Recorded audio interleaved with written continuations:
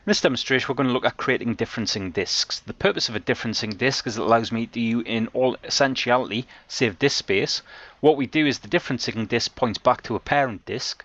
The parent disk is read-only and contains something like, let's say, a Windows operating system, and then the differencing disk will store any changes. So like we said, this will save us disk space, will allow multiple virtual machines to use the same parent disk, and it will also allow our users to modify their desktops, for example, or allow us to modify servers built from this parent and then this differencing disk. First way we're going to do this is we're going to do it through the HyperV Manager. So I've come into HyperV Manager, I'm just going to select my new button, and on my new button we'll go for hard disk. Then what we'll do is select the next button. The parent disk is based on the VHD, so we'll go for VHD and select next. Then what we'll do is we'll specify differencing, select next, and now what we need to do is just give the disk a name and also specify the location where we're going to store it. So we will modify these two locations. I'm going to call the VHD lon-guest1.vhd. Location will be /program files /Microsoft Learning /20740 /drives /lon-guest1. We'll select our next button.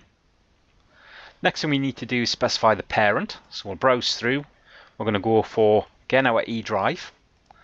On our E drive, we'll go for program files, Microsoft Learning, base, and we've pointed out our base 17C, ws161607.vhd, and select open. We'll then select next, and then select finish. Another way we can create differencing disks is through Windows PowerShell. So just click my Start button, come to Windows PowerShell, we'll just go for Windows PowerShell, and I'll just run this as administrator. Then what we'll do, just to make it a little bit easier to read, we'll come to Properties, we'll just come to our font, and I'll just make this a little bit bigger, so we'll make it 18, and then we'll just clear the screen off.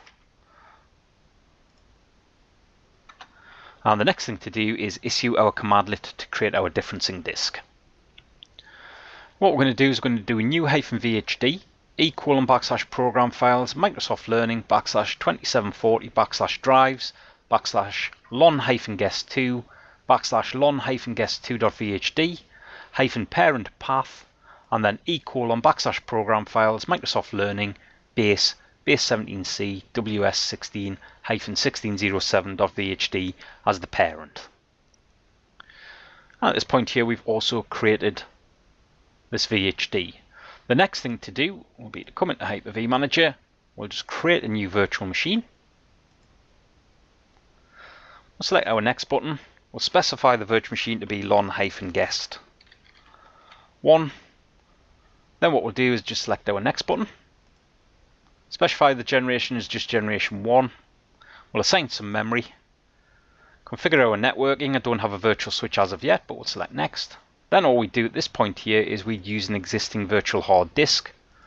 Browse through at this point here. Go to our E drive, program files, Microsoft Learning, 2740. Come to our drives. Go to lon-guest1. Specify the VHD and select open. And select next. Select finish. And then what we now get is we get a virtual machine created. And this virtual machine's VHD is a differencing disk and it's pointing back to the parent. We'd then do exactly the same thing with lon-guest2. That way we would have two virtual machines, both accessing the same parent, but having their own differencing disks. And that's the end of this demonstration. Thank you.